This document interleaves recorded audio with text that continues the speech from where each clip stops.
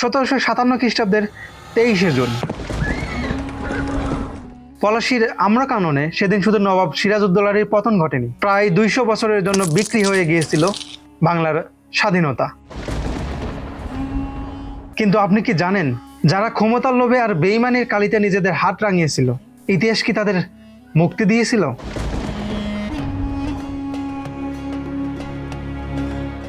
বিশ্বাসঘাতকতার অভিশাপ কতটা ভয়াবহ হতে পারে তার শ্রেষ্ঠ উদাহরণ পলাশীর এই ষড়যন্ত্রকারীরা।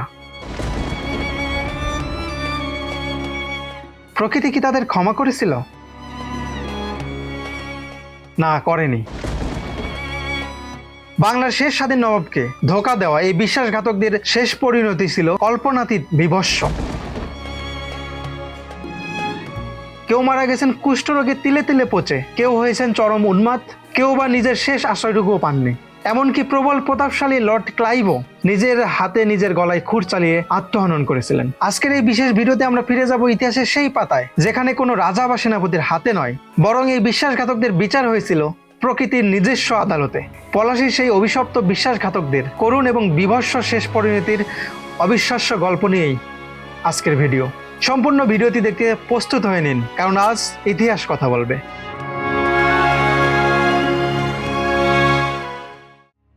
ঘসেটি বেগম। পলাশীর যুদ্ধের নেপথ্যে যে কজন কুচক্রী মূল ভূমিকা পালন করেছিলেন, তাদের মধ্যে নবাব সিরাজউদ্দৌলার আপন বড় খালা ঘসেটি বেগম ছিলেন অন্যতম। এই ষড়যন্ত্রের মূলে ছিল তার মাতৃত্বের হাহাকার আর ক্ষমতার মোহ। নিঃসন্তান ঘসেটি বেগম তার ছোট বোন আমিনা বেগমের পুত্র একরামউদ্দৌলাকে নিজের সন্তানের মতো লালন পালন করেছিলেন এবং তাকেই বাংলার পরবর্তী নবাব হিসেবে দেখতে চেয়েছিলেন। কিন্তু বসন্ত রোগে আক্রান্ত হয়ে একরামউদ্দৌলার অকাল মৃত্যু ঘসেটি বেগমের সব স্বপ্ন ধূলিসাৎ করে দেয়। এরপর যখন সিরাজউদ্দৌলা সিংহাসনে আরোহণ করেন, তখন ঘসেটি বেগম তা কোনোভাবেই মেনে নিতে পারেননি। মূলত একরামউদ্দৌলাকে সিংহাসনে বসাতে না পারার সেই আক্ষেপ থেকেই তিনি সিরাজের বিরুদ্ধে প্রতিহিংসার আগুন জ্বালিয়ে তোলেন। মতিঝিল প্রাসাদে বসে তিনি মীর জাফর, জগৎ শেঠ এবং রাজবল্লভদের মতো বিশ্বাসঘাতকদের একত্রিত করেছিলেন এবং ইংরেজদের সাথে গোপন আঁতাত বজায় রাখতেন। সিরাজকে সিংহাসনচ্যুত করতে তিনি নিজের বিশাল ধন সম্পদ অকাতরে বিলিয়ে দিয়েছিলেন। কিন্তু ইতিহাসের কি নির্মম পরিহাস! যার হাত ধরে ঘসেটি বেগম সিরাজের পতন চেয়েছিলেন, সেই মীর জাফর ক্ষমতায় আসার পর তাকে আর বিশ্বাস করতে পারেননি।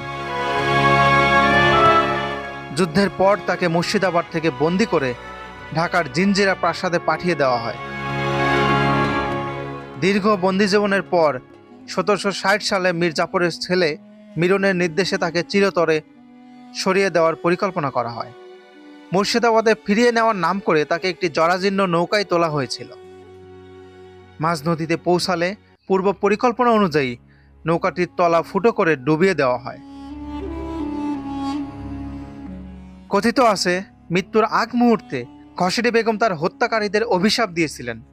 এভাবেই বুড়িগঙ্গা ও শীতলক্ষার মোহনায় সলিল সমাধি ঘটে বাংলার ইতিহাসের এই রহস্যময়ী ষড়যন্ত্রকারীর।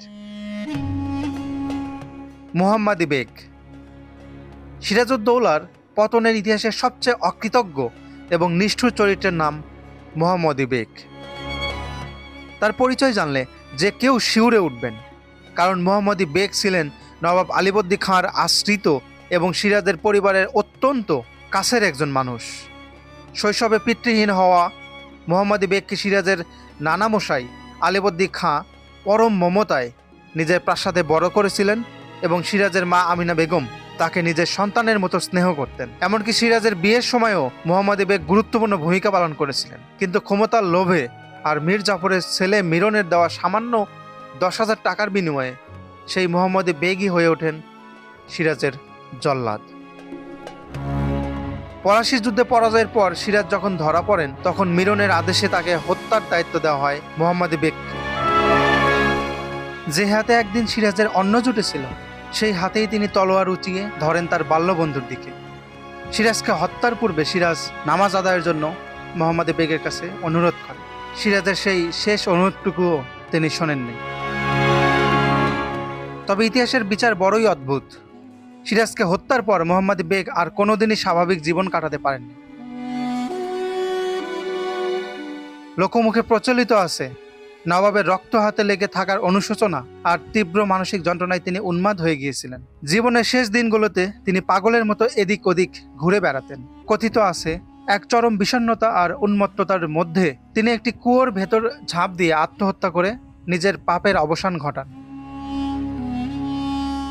রায়দুল্লভ। পলাশীর প্রান্তরে নবাব সিরাজউদ্দৌলার পরাজয় নিশ্চিত করতে যে কজন সেনাপতি যুদ্ধের ময়দানে নিস্পৃহভাবে দাঁড়িয়েছিলেন তাদের মধ্যে অন্যতম ছিলেন রায়দুল্লভ। বিশাল সৈন্যবাহিনীর প্রধান হয়েও তিনি সিরাজের ক্রান্তি লগ্নে ইংরেজদের পরোক্ষ সহায়তা করেছিলেন। কিন্তু এই বিশ্বাসঘাতকতার পুরস্কার তিনি পাননি, বরং তার জন্য অপেক্ষা করছিল এক শোচনীয় ও নরকীয় মৃত্যু। এক রাজনৈতিক অস্থিরতার চরম মুহূর্তে রায়দুল্লভকে বন্দী করে নিয়ে যাওয়া হয় বিহারের মুঙ্গের দুর্গে। সেখানে দুর্গের সুউচ্চ প্রাচীরের ওপর থেকে তার গলায় ভারী বালির বস্তা বেঁধে তাকে গঙ্গা নদীতে নিক্ষেপ করা হয়। ছটফট করতে করতে অতল জলে তলিয়ে যান এক সময়ের প্রতাপশালী এই দেওয়ান। এভাবেই বিশ্বাসঘাতকতার চরম মূল্য দিতে হয়েছিল রায়দুল্লভকে। ইয়াল লতিফ। পলাশীর প্রান্তরে নবাব সিরাজউদ্দৌলার পরাজয় নিশ্চিত করতে যে কজন সেনাপতি যুদ্ধের ময়দানে ষড়যন্ত্রের মায়াজাল বুনেছিলেন তার মধ্যে অন্যতম এক ধূর্ত চরিত্র ছিলেন ইয়াল লতিফ খান। নবাবের প্রায় 15,000 অশ্বারোহী ও পদাতিক বাহিনীর সেনাপতি হওয়া সত্ত্বেও যুদ্ধের সেই সন্ধিক্ষণে তিনি তার বিশাল বাহিনী নিয়ে ঠায় দাঁড়িয়েছিলেন। অথচ পদ্মার আড়ালে তার লক্ষ্য ছিল আরো বড়।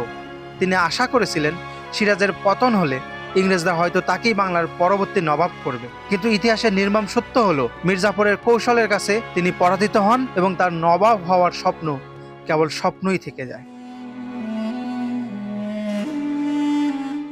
বিশ্বাসঘাতকতার পর ইয়াল লতিফ খানের শেষ পরিণতি ছিল অত্যন্ত রহস্যময় ও শোচনীয়। মির্জাফর ক্ষমতায় বসার পর থেকেই ইয়াল লতিফকে তার সিংহাসনের জন্য বড় হুমকি হিসেবে দেখতে শুরু করেন। ফলে রাতারাতি তিনি ক্ষমতাচ্যুত হন এবং মুর্শিদাবাদ থেকে নিখোঁজ হয়ে যান। ঐতিহাসিকদের মতে তাকে অত্যন্ত গোপনে বন্দী করা হয় এবং লোকচক্ষুর অন্তরালে অত্যন্ত নিষ্ঠুরভাবে হত্যা করা হয়। একসময়ের প্রতাপশালী এই সেনাপতি, যিনি বাংলার ভাগ্য নিয়ে সিনেমিনি খেলেছিলেন, শেষমেশ তার মৃতদেহেরও কোনো হদিশ মেলেনি। মিরন। পলাশীর যুদ্ধের পর বাংলার ইতিহাসে মিরন নামটি এক আতঙ্কের সমার্থক হয়ে দাঁড়ায়। মীর জাফরের এই কুলাঙ্গার পুত্র ছিলেন সিরাজউদ্দৌলার পরিবারের মূল ঘাতক এবং এক চরম উন্মাদ ও নিষ্ঠুর শাসক। নবাব সিরাজউদ্দৌলাকে হত্যার সরাসরি আদেশ দেওয়া থেকে শুরু করে সিরাজের পরিবারের নিরপরাধ নারীদের উপর পৈশাচিক নির্যাতন চালানো, সবকিছুর পেছনেই ছিল মিরনের রক্তরঞ্জিত হাত। এমনকি তিনি এতটাই নৃশংস ছিলেন যে নবাবের আপন বড় খালা ঘসিটি বেগমকে মাঝ নদীতে নৌকা ডুবিয়ে মারার সময় তার আত্মনাদ শুনে মিরন পৈশাচিক উল্লাসে মেতেছিলেন। ক্ষমতার পথে সামান্যতম বাধা মনে করলেই তিনি যে কোনো মানুষকে অবলীলায় হত্যা করতে পারতেন। এমনকি নিজের অনুগতদেরও তিনি রেহাই দিতেন না। কিন্তু প্রকৃতির বিচার ছিল তার চাইতেও বেশি আকস্মিক এবং রহস্যময়। 1760 সালে ইংরেজদের সাথে এক সামরিক অভিযানে থাকা অবস্থায় বিহারের পাটনাতুলির শিবিরে মিরনের জীবন প্রদীপ চিরতরে নিভে যায়। সরকারি নথিতে বলা হয় এক ঝোড়ো রাতে তার তাঁবুর ওপর বজ্রপাত হলে তিনি সেখানেই পুড়ে কয়লা হয়ে যান। তবে ইতিহাসের পাতায় এই মৃত্যু নিয়ে এখনো গভীর রহস্য রয়ে গেছে। অনেকের মতে ইংরেজরাই তাকে তাদের পথের কাঁটা মনে করে কৌশলে তাঁবুতে আগুন লাগিয়ে হত্যা করেছিল এবং পরে তাকে বজ্রপাতে মৃত্যু বলে চালিয়ে দিয়েছিল। আবার কেউ কেউ মনে করেন মিরনের অসহ্য অত্যাচার থেকে বাঁচতে তার নিজের সৈন্যরাই তাকে গোপনে খতম করে দেয়। কারণ যাই হোক না কেন, বাংলার শেষ স্বাধীন নবাবের রক্তে যার হাত লাল হয়েছিল সেই ঘাতকের মৃত্যু হয়েছিল অত্যন্ত বীভৎসভাবে। রাজা রাজবল্লভ। পলাশীর যুদ্ধের নেপথ্যে যে কজন কুচক্রী অত্যন্ত চতুরতার সাথে সিরাজউদ্দৌলার পতন নিশ্চিত করেছিলেন তাদের মধ্যে অন্যতম ছিলেন রাজা রাজবল্লভ। ঢাকার দেওয়ান থাকাকালীন তিনি নবাবের রাজকোষ থেকে বিপুল পরিমাণ অর্থ আত্মসাৎ করেছিলেন এবং সেই অর্থ রক্ষার জন্যই তিনি ইংরেজদের সাথে হাত মেলান। এমনকি তার ছেলে কৃষ্ণদাসকে বিপুল ধনরত্ন সহ ইংরেজদের আশ্রয়ে পাঠিয়ে তিনি সিরাজকে সরাসরি চ্যালেঞ্জ জানিয়েছিলেন। কিন্তু ইতিহাসের অমোঘ নিয়মে এই বিশ্বাসঘাতকের শেষ পরিণতি হয়েছিল অত্যন্ত ভয়াবহ। 1763 সালে যখন নবাব মীর কাসিম ইংরেজদের বিরুদ্ধে যুদ্ধে লিপ্ত হন, তখন তিনি বুঝতে পারেন যে রাজবল্লভ এবং তার পরিবার এখনো পর্দার আড়াল থেকে ইংরেজদের সহায়তা করছে। মীর কাসিম রাজবল্লভ এবং তার পুত্র কৃষ্ণদাসকে বন্দী করে বিহারের মুঙ্গের দুর্গে নিয়ে যান। সেখানেই তাদের জন্য অপেক্ষা করছিল এক নৃশংস মৃত্যু। রাজা রাজবল্লভ তার পুত্রের গলায় বালির বস্তা বেঁধে মুঙ্গেরে গঙ্গা নদীর মাঝখানে ফেলে দেওয়া হয়। মীর জাফর।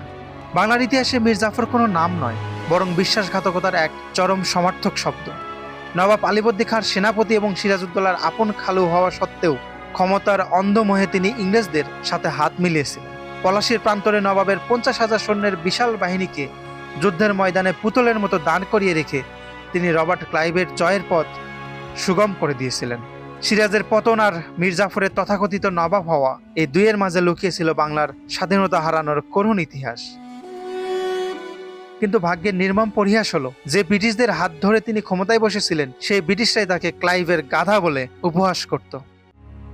মীর জাফরের শেষ জীবন ছিল অত্যন্ত শোচনীয়, অপমানজনক এবং যন্ত্রণাদায়ক।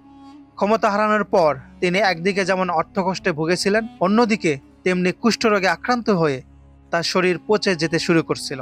ইতিহাসের পাতায় বর্ণিত আছে, মৃত্যুর আগের দিনগুলোতে তার শরীরের মাংস খসে খসে পড়ত এবং অসহ্য যন্ত্রণায় তিনি ছটফট করতেন। 1765 সালে অত্যন্ত বিভৎস এবং ধুকে ধুকে মৃত্যুবরণ করেন এই প্রধান বিশ্বাসঘাতক। বাংলার মানুষ তাকে কোনোদিন ক্ষমা করেনি। আজও তার প্রাসাদের ধ্বংসাবশেষ নিমকহারাম দেউরি নামে পরিচিত, যা যুগ যুগ ধরে বেঈমানির এক জীবন্ত সাক্ষী হয়ে দাঁড়িয়ে আছে। জগৎ শেঠ। পলাশীর ষড়যন্ত্রের মূল অর্থদাতা এবং পর্দার আড়ালের কারিগর ছিলেন শ্রেষ্ঠ ধনী ব্যবসায়ী গোষ্ঠী জগৎ শেঠ। মহাতাব চাঁদ এবং স্বরূপ চাঁদ, এই দুই ভাই ছিলেন সেই সময়ের অর্থনীতির নিয়ন্ত্রক। নবাব সিরাজউদ্দৌলার সাথে ব্যক্তিগত শত্রুতা আর নিজেদের ব্যবসার স্বার্থে তারা মীর জাফর ও ইংরেজদের সাথে হাত মেলান। রবার্ট ক্লাইভের সৈন্যবাহিনীর খরচ থেকে শুরু করে ষড়যন্ত্রের প্রতিটি ধাপে জগৎ শেঠদের অর্থই ছিল মূল চালিকা শক্তি। কিন্তু এই বিশ্বাসঘাতকতার পুরস্কার তারা পাননি, বরং তাদের কপালে জুটেছিল এক ভয়াবহ মৃত্যু। শাস্তিস্বরূপ তাদের বন্দী করে বিহারের মুঙ্গের দুর্গে নিয়ে যাওয়া হয়। ইতিহাসের পাতায় বর্ণিত আছে, মুঙ্গের দুর্গের সুউচ্চ প্রাচীর থেকে জগৎ শেঠদের গলায় ভারী বালির বস্তা বেঁধে জ্যান্ত অবস্থায় গঙ্গা নদীতে ফেলে দেওয়া হয়। যে গঙ্গার তীরে বসে তারা একদিন সম্পদের পাহাড় গড়েছিলেন, সেই গঙ্গার গভীর জলেই তাদের সলিল সমাধি ঘটে। এভাবেই বাংলার সাথে বেইমানি করা এই ধূর্ত বণিকদের পতন হয়েছিল অত্যন্ত করুণ ও বিভৎসভাবে। মীর কাসিম। পলাশী ষড়যন্ত্রের ইতিহাসে মীর কাসিম ছিলেন এক ধূর্ত এবং উচ্চভিলাষী পার্শ্ব চরিত্র। মীর জাফরের জামাতা হওয়ার সুবাদে তিনি শুরু থেকে নবাব সিরাজউদ্দৌলার বিরুদ্ধে চলা গোপন বৈঠকগুলোর অন্যতম সক্রিয় সদস্য ছিলেন। যখন মীর জাফর নবাবের সাথে বেইমানি করে যুদ্ধের ময়দানে পুতুলের মতো দাঁড়িয়েছিলেন, মীর কাসিম তখন পর্দার আড়াল থেকে সেই ষড়যন্ত্র সফল করতে ইংরেজদের পূর্ণ সমর্থন দিয়েছিলেন। তার মূল লক্ষ্য ছিল সিরাজের পতন ঘটিয়ে নিজের শ্বশুরের মাধ্যমে ক্ষমতার কাছাকাছি যাওয়া এবং সুযোগ বুঝে নিজেই নবাবের মসনদে বসা। সিরাজউদ্দৌলার করুণ মৃত্যুর পর মীর কাসিমের আসল রূপ প্রকাশ পায়। নিজের শ্বশুর মীর জাফরকে ক্ষমতাচ্যুত করতে তিনি ইংরেজদের সাথে এক গোপন চুক্তিতে আবদ্ধ হন। ক্ষমতার লোভে তিনি মেদিনীপুর, বর্ধমান ও চট্টগ্রামের মতো গুরুত্বপূর্ণ অঞ্চলে রাজস্ব আদায়ের অধিকার ইংরেজদের হাতে তুলে দেন এবং বিপুল পরিমাণ অর্থ ঘুষ হিসাবে ব্রিটিশ কর্মকর্তাদের হাতে তুলে দেন। বেইমানির মাধ্যমে পাওয়া এই ক্ষমতা অবশ্য তার জন্য সুখকর হয়নি। ইংরেজদের হাতের পুতুল হয়ে থাকতে অস্বীকার করায় শেষ পর্যন্ত যুদ্ধে তার চূড়ান্ত পরাজয় ঘটে। একসময়ের প্রতাপশালী এই নবাবের শেষ জীবন কাটে যাযাবরের মতো পথে পথে। দিল্লির এক অন্ধকার গলিতে অত্যন্ত নিঃস্ব এবং পঙ্গু অবস্থায় তিনি শেষ নিঃশ্বাস ত্যাগ করেন। লোকমুখে প্রচলিত আছে, মৃত্যুর পর তার কাফন কেনার মতো টাকাও ছিল না। নিজের গায়ের একমাত্র পুরানো শালটি বিক্রি করে তার শেষ বিদায়ের ব্যবস্থা করা হয়েছিল। এভাবেই নিজের দেশের সাথে বেইমানি করা মীর কাসিমের সমাপ্তি ঘটেছিল এক চরম অপমানজনক ও রিক্ত পরিণতির মধ্য দিয়ে। Lord Clive. পলাশীর যুদ্ধের মূল খলনায়ক এবং বাংলার 200 বছরের দাসত্বের শৃঙ্খল রচনাকারী ব্যক্তিটি হলেন রবার্ট ক্লাইভ। তিনি কোনো মহান যোদ্ধা ছিলেন না, বরং ছিলেন এক ধূর্ত ষড়যন্ত্রকারী।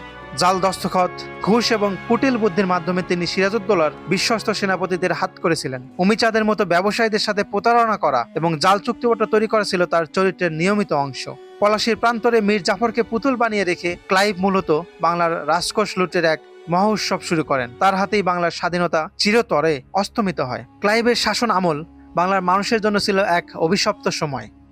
তিনি বাংলায় দ্বৈত শাসন ব্যবস্থা চালু করেন, যেখানে ক্ষমতা ছিল ইংরেজদের হাতে আর দায়িত্ব ছিল নামমাত্র নবাবের ওপর। এর ফলে সাধারণ মানুষের ওপর শুরু হয় অবর্ণনীয় করের বোঝা। কৃষকদের রক্ত চুষে নীল চাষে বাধ্য করা হয় এবং ধানের গোলাগুলো শূন্য করে দেওয়া হয়। ক্লাইভের এই সীমাহীন লুটপাট আর শোষণের ফলেই বাংলায় নেমে আসে ইতিহাসের ভয়াবহতম দুর্ভিক্ষ, ৭৬-এর মনন্তর। ক্ষুধার জ্বালায় মা তার সন্তানকে বিক্রি করতে বাধ্য হয়েছিল, আর বাংলার ১/৩ মানুষ শুধুমাত্র না খেয়ে মারা গিয়েছিল। অথচ এই শ্মশানপুরী থেকে ক্লাইভ জাহাজ বোঝাই করে সোনা আর হীরা ইংল্যান্ডে পাচার করেছিলেন। কিন্তু প্রকৃতির বিচার থেকে এই লুটেরা ক্লাইভও রেহাই পাননি। ইংল্যান্ডে ফিরে যাওয়ার পর তার এই সীমাহীন দুর্নীতির জন্য তাকে পার্লামেন্টে বিচারের সম্মুখীন হতে হয়। যে সম্মানের জন্য তিনি বাংলার হাজার হাজার মানুষের রক্ত ঝরিয়েছিলেন, সেই সম্মান ধুলোয় মিশে যায়। মানসিকভাবে ভেঙে পড়া এবং শরীর পচে যাওয়া অবস্থায় ক্লাইভ প্রচন্ড বিষণ্ণতায় ভোগেন। অবশেষে নিজের তৈরি করা পাপের বোঝা সইতে না পেরে ১৭৭৪ সালে লন্ডনের কারাগারে নিজের গলায় নিজেই খুর চালিয়ে আত্মহত্যা করেন এই প্রতাপশালী লুটেরা। এভাবেই বাংলার মানুষের দীর্ঘশ্বাসে গড়ে তোলা এক বিশাল সাম্রাজ্যের মালিকের শেষ বিদায় হয়েছিল অত্যন্ত ঘৃণিত এবং বীভৎস আত্মহননের মধ্য দিয়ে। পরিশেষে বলবো, ইতিহাস কাউকে ছাড় দেয় না, প্রত্যেকের পাওনা বুঝিয়ে দেয়। আজকের এই ভিডিওটি আপনাদের কেমন লাগলো তা জানিয়ে দিন কমেন্ট বক্সে। ভিডিওটি ভালো লাগলে একটা লাইক দিয়ে অবশ্যই চ্যানেলটি সাবস্ক্রাইব করবেন। খুব শীঘ্রই দেখা হচ্ছে নতুন একটি ভিডিওতে। আল্লাহ হাফেজ।